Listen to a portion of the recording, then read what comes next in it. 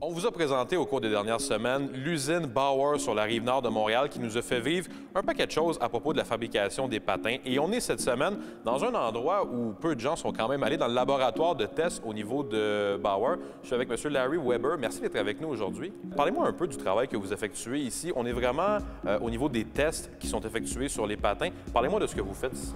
C'est ça.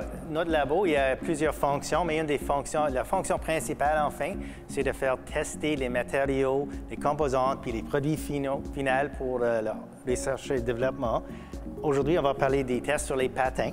On teste les composantes. Comme j'ai expliqué, chaque année, on cherche des autres matériaux, des autres fournisseurs, des autres produits qui peuvent améliorer la performance des patins et enfin la performance des joueurs.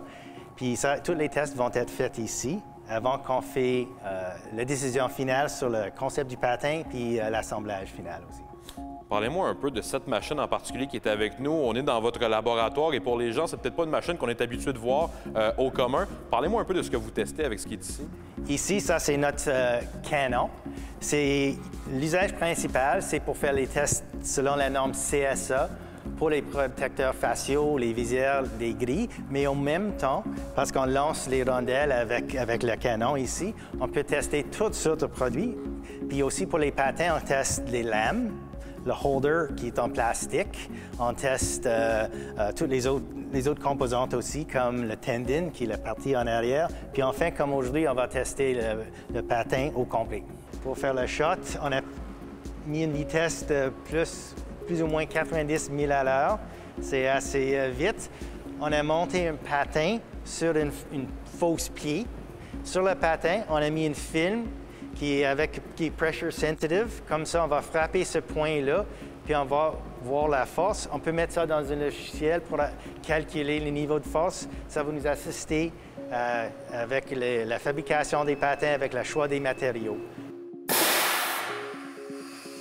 On se transporte maintenant ici avec une autre de vos machines qui est, si je ne me trompe pas, une de vos inventions chez Bauer personnelle pour tester au niveau de la fissure que pourrait faire un impact sur la lame. C'est bien ça? C'est exactement ça. Ça peut être utilisé pour les autres types d'équipements, mais aujourd'hui, on va tester une lame comme celle-là. On va mettre ça dans le holder en bas. On va faire une drop d'une hauteur spécifiée. Et ce qu'on va faire, c'est après l'impact, on va regarder visuellement si ça a cassé, ça va être évident. Si ça casse, oui, ça a déformé, c'est évident, c'est un impact énorme. Ça n'a pas fissuré, ça n'a pas craqué, je ne vois pas des problèmes, ça n'a pas chippé. Ça, c'est exactement ce qu'on cherche. Ici, on a un pull tester. Ici, on a un moteur qui va tirer ça va mesurer la force par ici. On va tirer sur la composante qui est déjà clampée.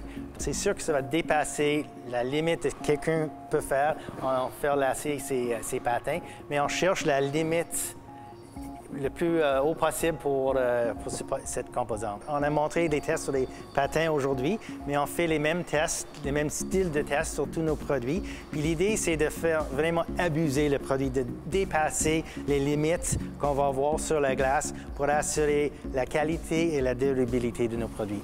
M. Weber, ça a été un plaisir de vous recevoir aujourd'hui et de voir un peu comment ça fonctionne au niveau des tests dans le laboratoire de Bauer. Merci de nous avoir reçus. Bienvenue, merci beaucoup.